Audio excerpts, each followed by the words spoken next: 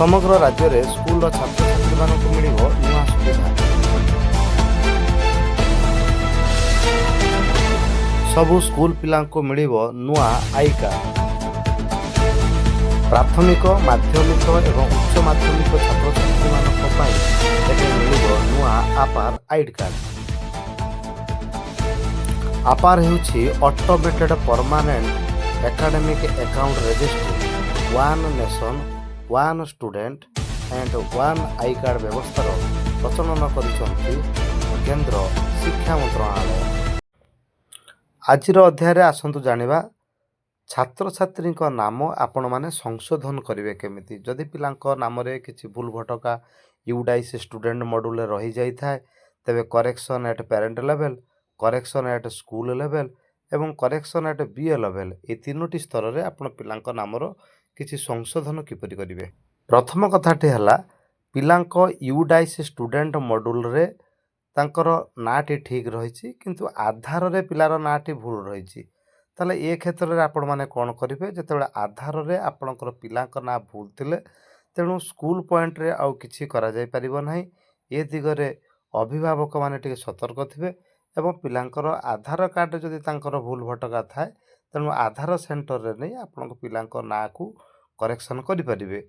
ए क्षेत्र रे स्कूल कर्तृपक्षकर कोनोसी किछि करिवार नाही। एथिरे संपूर्ण भूमिका रहिछि अभिभावक मानकर। तेणु से मैंने याकु नहीं निकटस्थ आधार केन्द्र रे पिलांको ना को आपण परिवर्तन करिपारिबे। द्वितीय कथाटे हला स्कूल डाइस रे पिलांकर नाम भूल थिले आपण माने कोन करिवे। पिलार आधार कार्ड रे पिलार ना भूल ठीक अछि किंतु स्कूल डाइस कोड रे पिलार नाटी एंट्री कला बेले यू डाइस रे पिलार ना रे सामान्यतम त्रुटि रहिछि।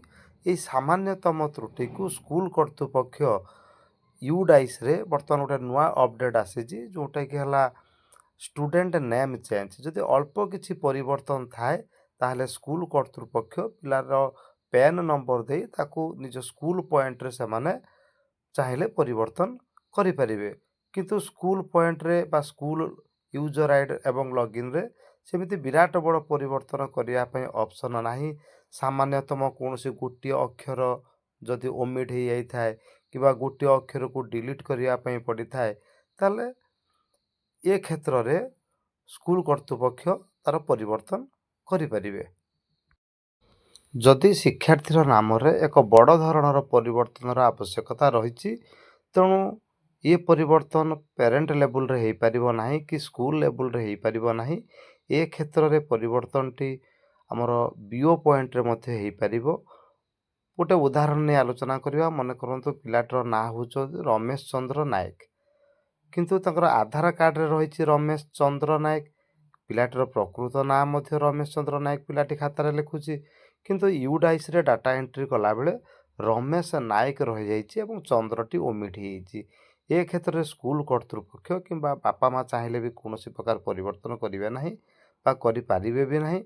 तेणु सेमानकु निजर ब्लॉक रो बीओ पॉइंट रे थिबा एमआईएस को सेमानकु जोगाजोग करिया पई पड़िबो एवं एठारे गोटे मिलुची एसओएस फॉर्म गोटे मिली थाए एवं से एसओएस फॉर्म को सेमानकु भरिबा पई पड़िबो एवं पिलाटी ना रे जो प्रकार परिवर्तन रो आवश्यकता रहिछि स्कूल रेकर्ड रे रहिछि आधार रे रहिछि आवश्यक दस्तावेज सहित आपण बीओ पॉइंट रे पहुँचबे एवं एमआईएस चाहिले से तांको लॉगिन रे पिलाटीर ना को परिवर्तन करी ठीक नाटी मध्य यूडाइस रे एंट्री करि परिबे एवं ये सब ठीक हेई साइला परे पिलार ना तेणु आपार